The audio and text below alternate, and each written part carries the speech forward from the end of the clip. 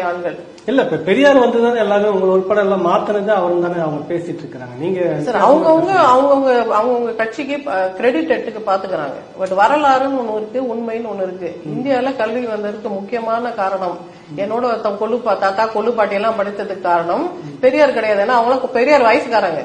அப்ப பெரியாருக்கு முன்னாடியே கல்வி வந்தது. எப்படி வந்தது? அப்ப ரெட்டைமலை ஸ்ரீனிவாசன் போய் காலேஜ்ல படிச்சாரு. யாரு கட்டின காலேஜ்? பிரிட்டிஷ் கட்டின காலேஜ் தானே. அப்ப பிரிட்டிஷ் எதற்காக இங்க வந்து காலேஜ் கட்டினாங்க? நமக்கு வந்து கல்வி கற்று தர வேண்டிய அவசியம் அவங்களுக்கு என்ன? அவங்களுக்கு அவசியமே இல்ல.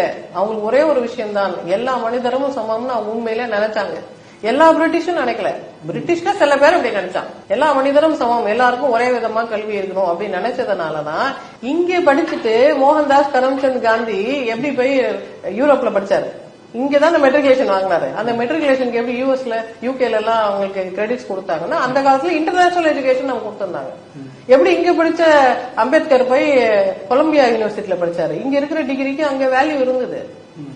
யார் உருவாக்குனது இந்த சிஸ்டம்? பிரிட்டிஷ் உருவாக்குன சிஸ்டம். எதற்காக உருவாக்குனாங்க? சுயநலத்துக்காக உருவாக்கல. பாத்தீங்களா, கல்வி நாங்க உங்களுக்கு போட்ட பிச்சை அப்படின்னு அவங்க சொல்லல.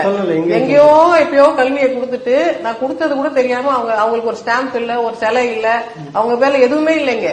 லார்ட் மெக்கலேன்னு சொன்னா அவர் வில்லன் மாதிரி நமக்கு சொல்லுவாங்க.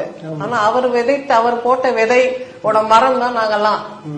அப்ப யாருக்கும் இங்க இருக்கிற யாருக்கும் நாங்க நன்றி விசுவாசம் பாராட்ட வேண்டிய அவசியம் இல்ல. எங்கிருந்தோ வந்தவன் இவ்வளவு செய்துட்டு போயிருக்கான், நீங்க இத்தினூண்டு தான் செய்திருக்கிறீங்க. அதுக்கு வேற நீங்க ரொம்ப பெருமைப்பட்டுக்கிறீங்களே. இதுக்கு மேல நீங்க செய்ய வேண்டாமா? நாங்க ஓட்டு போட்டு எல்லாம் உங்களை ஜெயிக்க வச்சிருக்கிறோம், இதெல்லாம் செய்ய வேண்டாம்னு சொல்லிட்டு வந்திருக்கீங்க. காசு சம்பாதிக்கிறதுக்கு வந்தவன் இவ்வளவு செய்துட்டு போயிருக்கா, ஓட்டு வாங்கிட்டு வந்த நீங்க எவ்வளவு செய்யணும்ன்ற கேள்வி எங்களுக்கு வரும் இல்லையா?